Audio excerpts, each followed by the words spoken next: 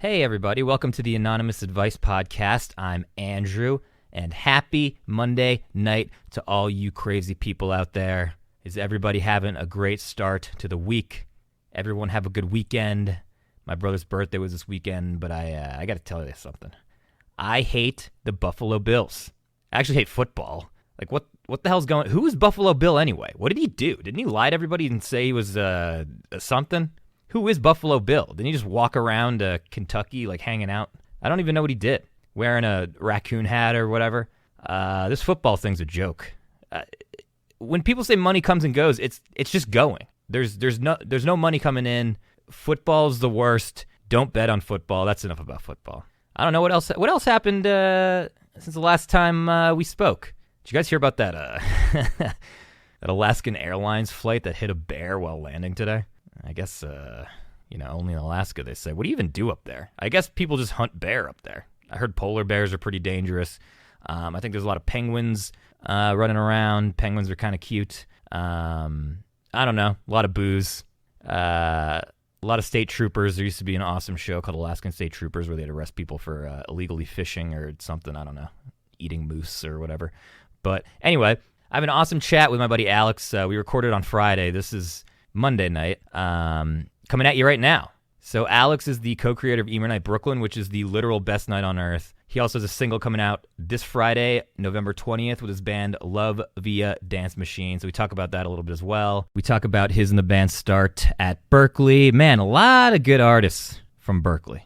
One of my all-time favorites, there's a band, I don't know if you guys know they're from Berkeley. I'll sing a little bit of the song. 'Cause she's bittersweet, she knocks me off my feet, and I can't help myself, I don't want anyone else. Click 5 forever, baby, let's go.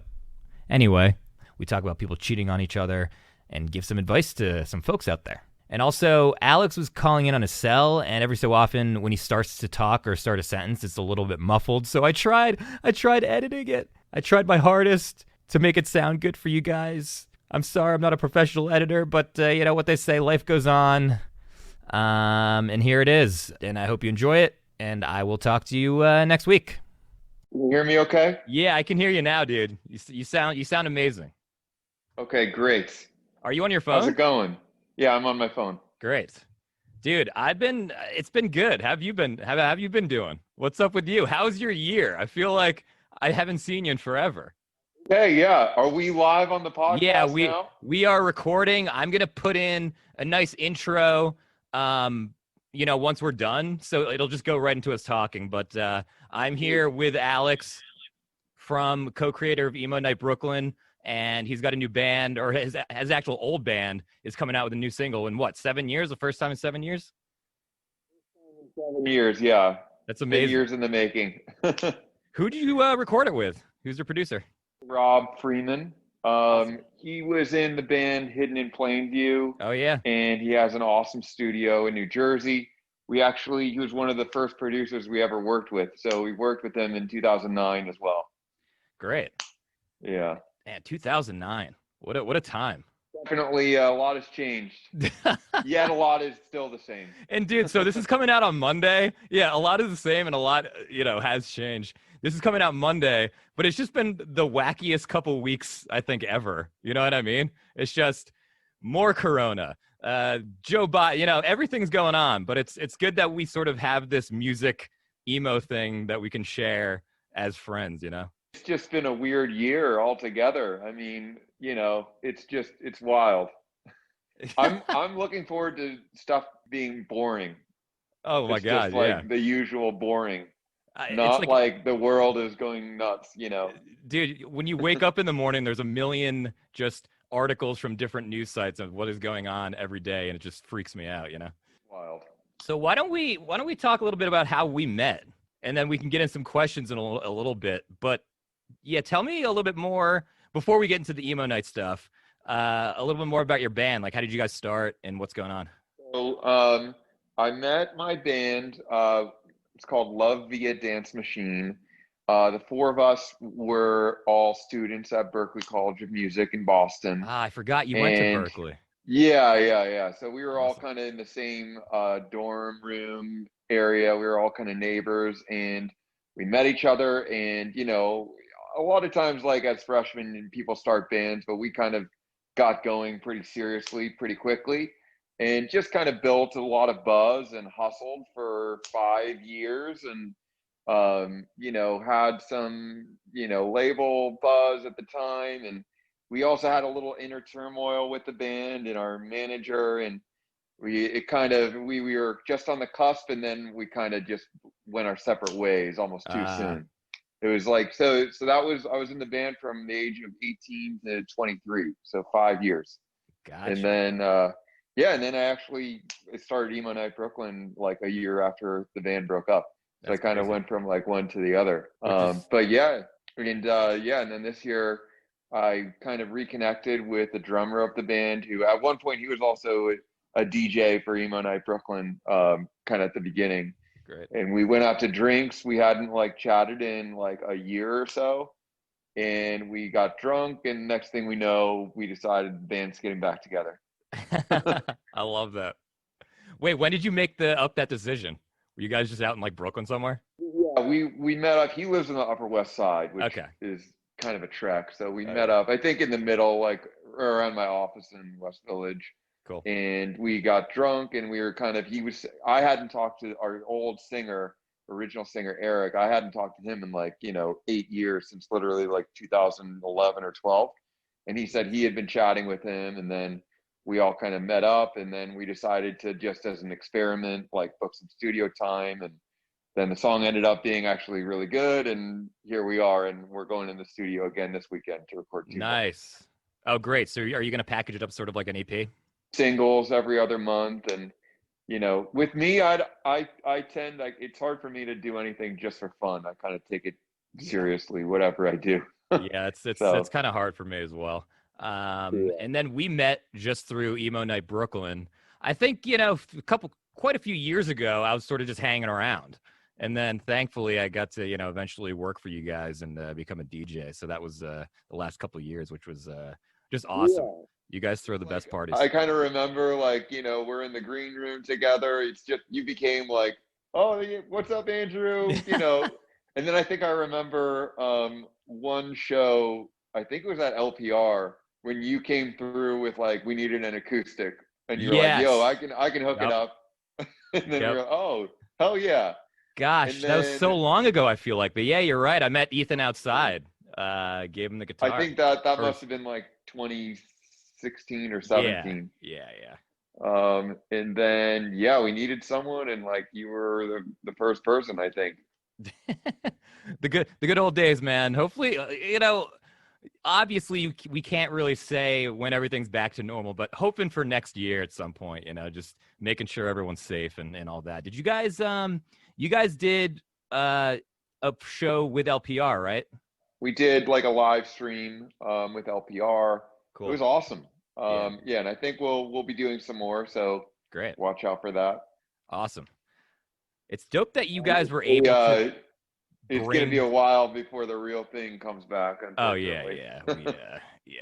But it was just awesome to see how you guys scaled this out because, you guys started in Brooklyn, called it Emo Night Brooklyn, and then the party just kept getting bigger and bigger because there was just a lack of cool things to do. Everyone grew up on this music that we knew, so it just made perfect sense for you guys to sort of scale it like you did and start bringing it to other cities and all that. So the best businesses are businesses that happen sort of as an accident. So with this, people have done, emo parties before. We're not trying to take credit for, inventing the concept of DJing emo music at a bar. But I think, when we started doing it, it was at a good time and people started to, enjoy it. And, once we figured out that it was sort of that it could be scaled to a bigger level, then we kind of went all the way with it and, built out the team and just started doing tons of shows. That's awesome. It's cool that you're, it's great that now you have another, with your band coming back, you sort of have another outlet that you can go to, while everything's sort of getting back back together with Emo Night I mean, Brooklyn and all that. I'm so bored. Yeah, and everyone I is gotta coming do up with new something. hobbies. I'm recording a fucking podcast. I have no idea what's going Yeah. on. So we got to just find new things to do, bring back old Wheels hobbies. rolling somehow. I know, right? And you came back to Brooklyn in September, right? You took a couple months off. Yeah, August. What were you guys yeah, doing? You hanging out in your home state, playing a lot of golf, I see. when stuff kind of started to really hit, that was the weekend of like March 13th. NBA went down, Coachella went down, Tom Hanks, that all kind of happened in like a couple days. And we went and did the show in Las Vegas. I was already, the flight was already booked. Like everything was kind of happening man. as I was like on my way to the airport. Or like, in the airplane on the way to Vegas. So we were there, we did the show. And then when I came back, I pretty much just went straight to Connecticut, and just hung out in the suburbs. My parents have a house there, and I was there for 5 months. Nice, dude. I kid you not. The time that I DJ'd Emo Night Brooklyn in Las Vegas was like the best night of my entire life. Like it was so fucking awesome. There's so many people there. I miss Las Vegas. It's that's gonna be my first trip back once Vegas stuff cools down. Yeah, dude. Yeah. I got to get back to. Yeah, let me know when you guys end up going. I'll probably I'll hit you up. I took it for granted, didn't I? Dude, Ethan and I, when we first like got the invite to do Vegas, this was very early. We first went there in 2015. Oh my gosh. And yeah, that's when we did the Yellow Card Newfound Glory after party when we met Ryan. This was the first show we did outside of New York.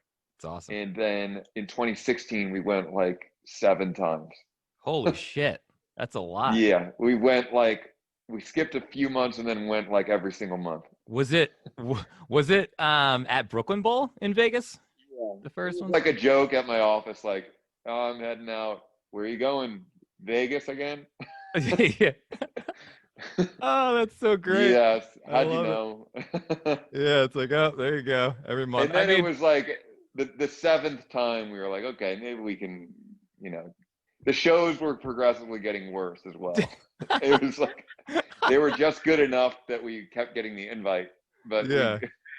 And then we were like, okay, and we're losing so much money gambling every time we go too. Yeah, that was tough for me, dude. I think I went broke the day I went. Yeah, we're like, we're not even breaking even on, because we're losing. We're just donating. We were like, we're doing our monthly donations to Las Vegas casinos. Oh my God, that is hilarious. Yeah, I mean, it was just perfect. Like I was staying like at a hotel. I forget what the hotel was, but the Brooklyn Bowl was like right downstairs. It was so convenient. And I've never been to that Brooklyn Bowl ever, and it was massive.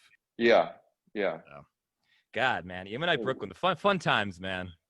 Florida's always crazy. Between us, we've got so many stories. Yeah, see, I'm glad I was able to sort of become a part of your guys' shenanigans. Just the stories are just absurd, and I love it. It's great. And I've heard a few of them on this podcast. That's why I was interested. Oh yeah. No, it just keeps getting brought up. Like I meet so many people through it that they just see me around and like see me, whether it's in like LA or Florida, and it just comes up. It's hilarious. So it's good. It's good times.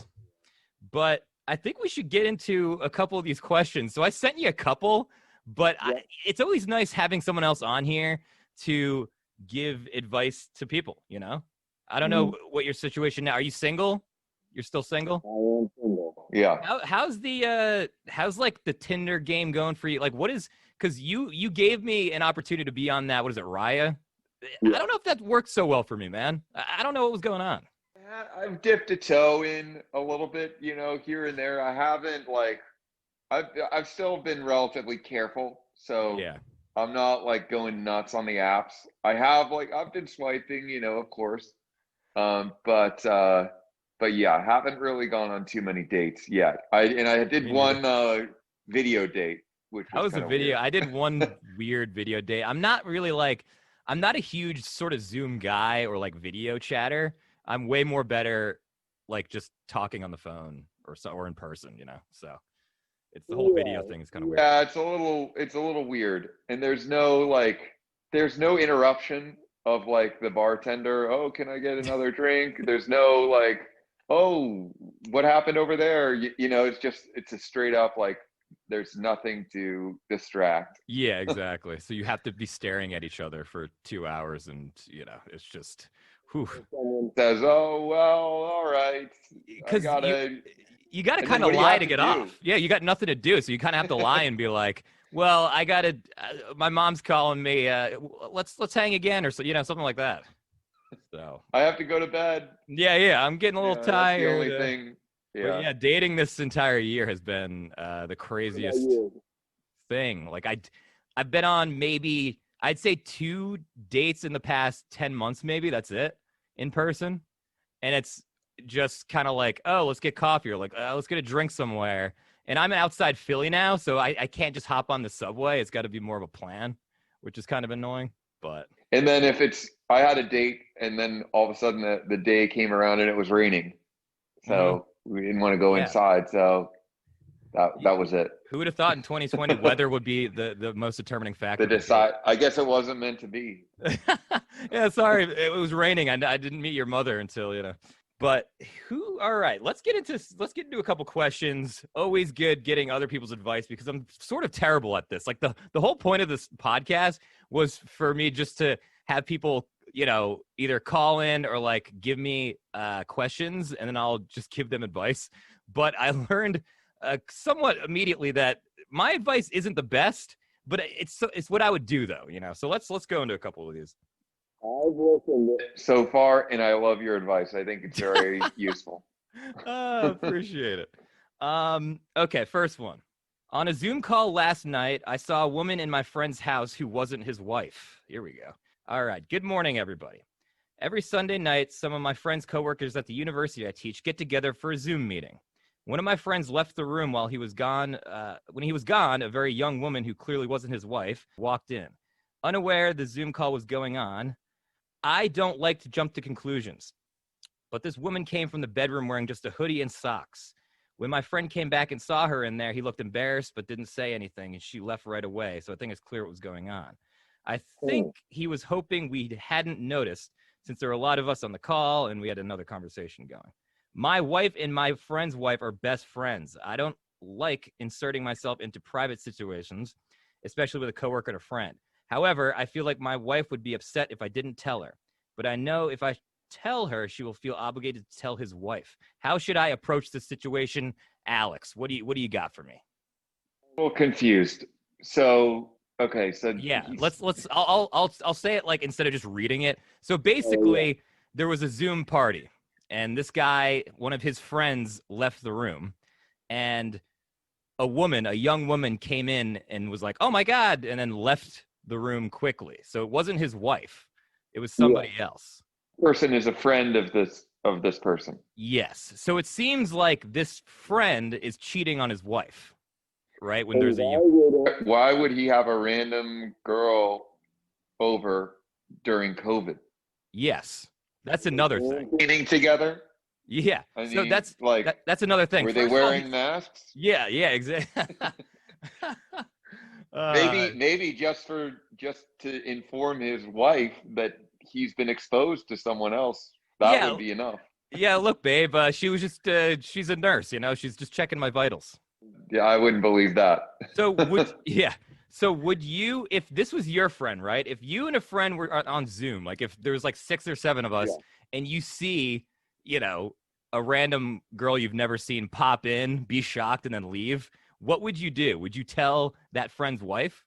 I would first talk to my friend, and I would say, what's going on there?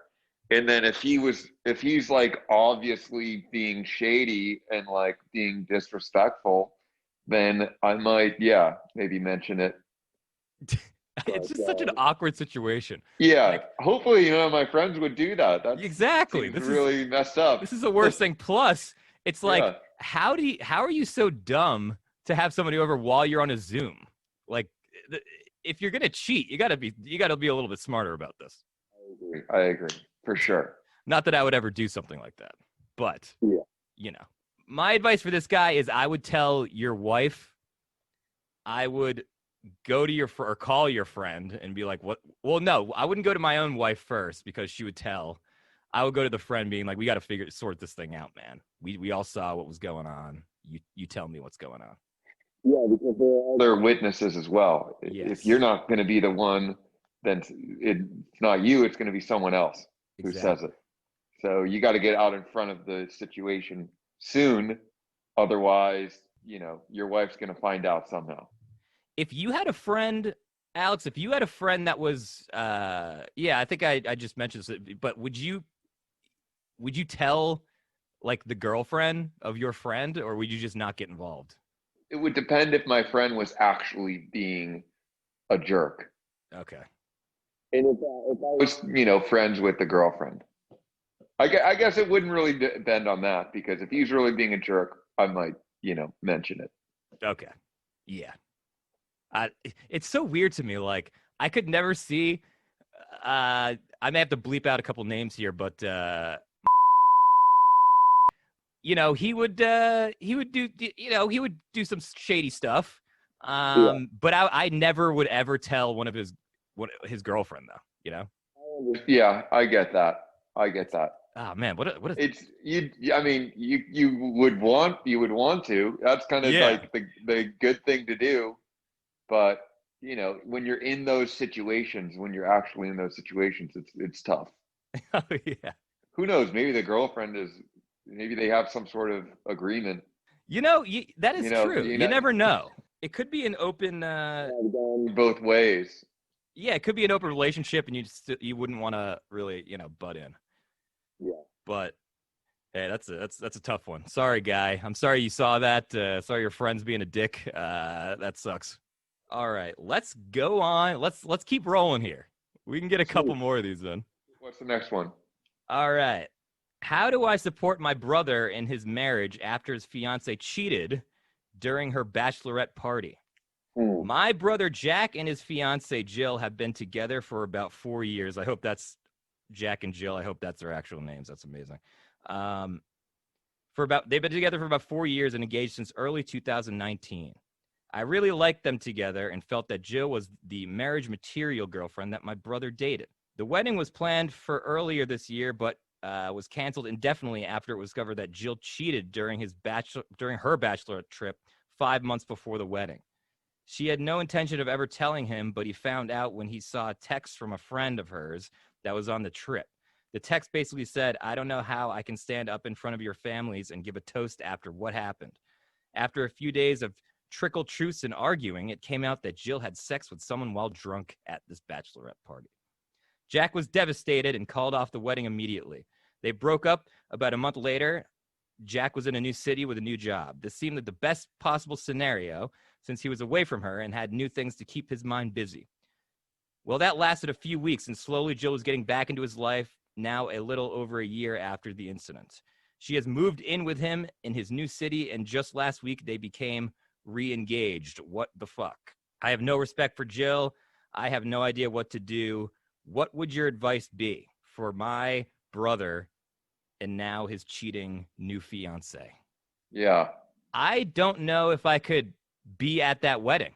Like, you cheated on my brother, right? That's a difficult one. I guess it depends for me.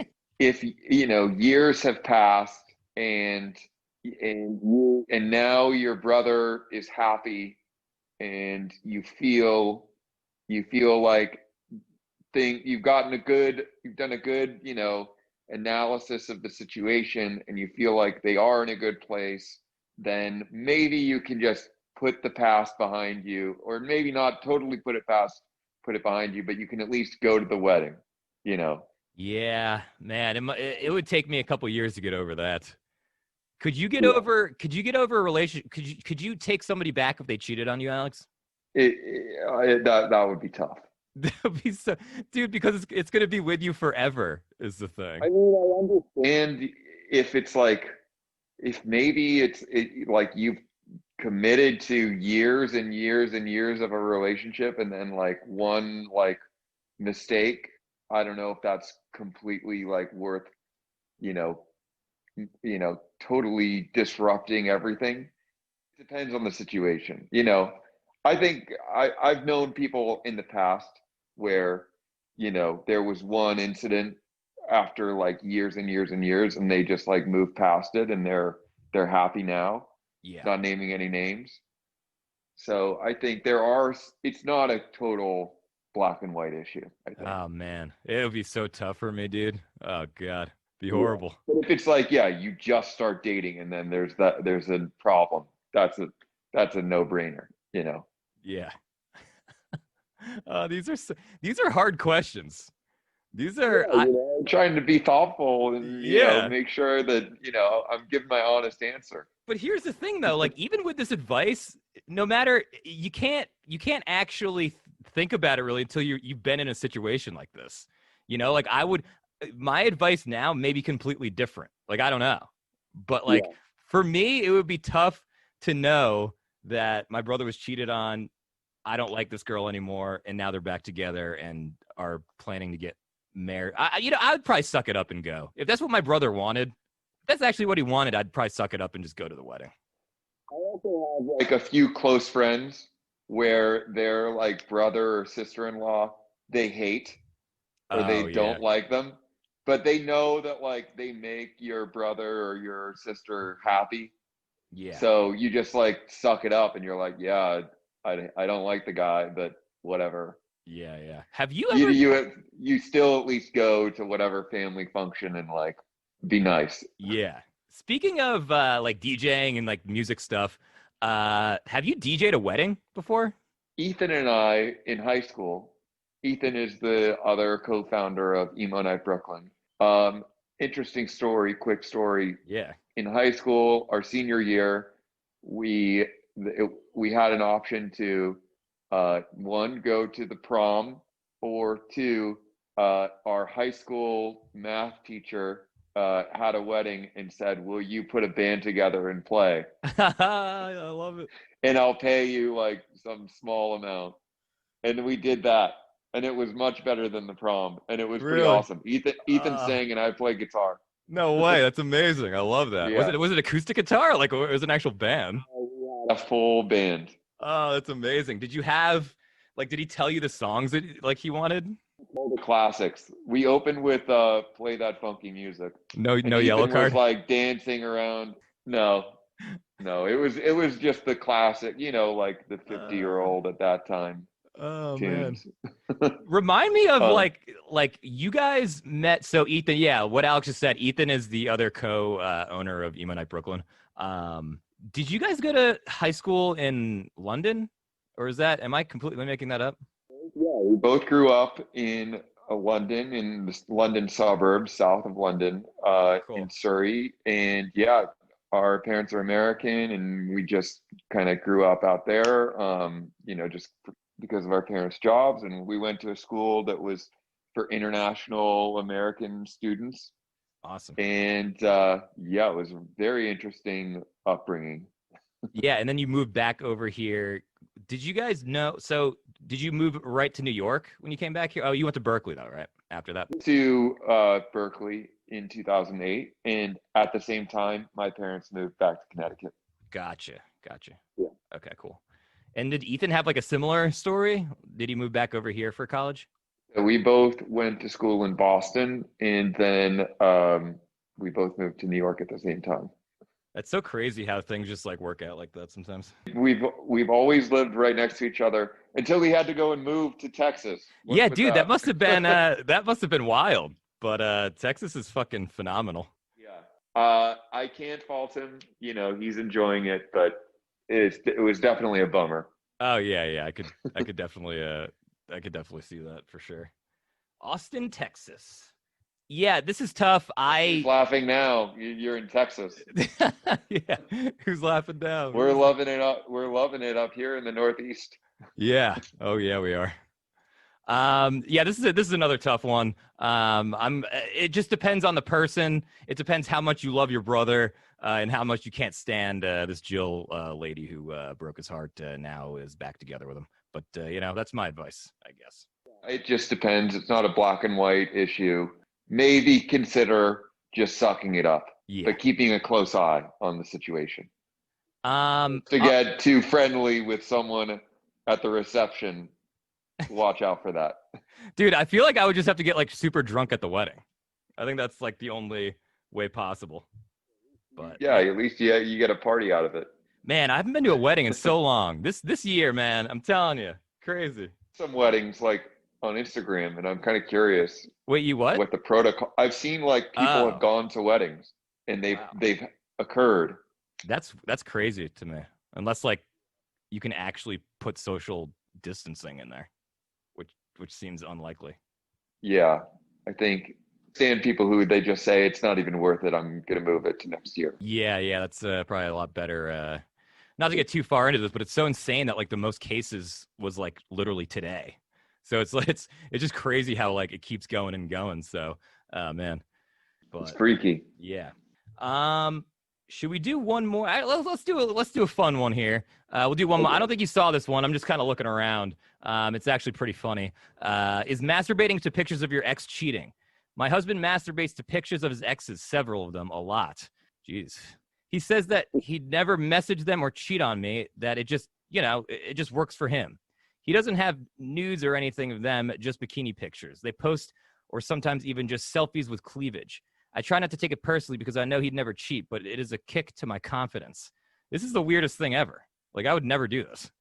That's a weird one. I guess, it's, this person is probably recalling certain situations.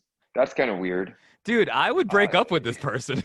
yeah, I mean, I understand probably the argument of, oh, well, I'm not actually cheating. I'm not even messaging. It's just, but it would be weird. Dude, this is like, I feel like it's like emotionally cheating or something. It's not actually doing it, but like I would still get jealous. I'd be like, what the hell are you like? What are you doing? Yeah, it's definitely weird. This calls for therapy, man. I'm telling you, Oh yeah. therapy. Well, yeah, mentally, it's just really weird. There's not, I don't want to, but get into it too much. But I would never do this. It's it's not great. Not great all around. I would just sit your husband down. I would say, hey, can you just stop doing it? Like anything. Just put some porn on the TV. I'd much rather that than an ex. Is this a recent ex Uh, or is it like a decade ago? you know what? That is actually a good question.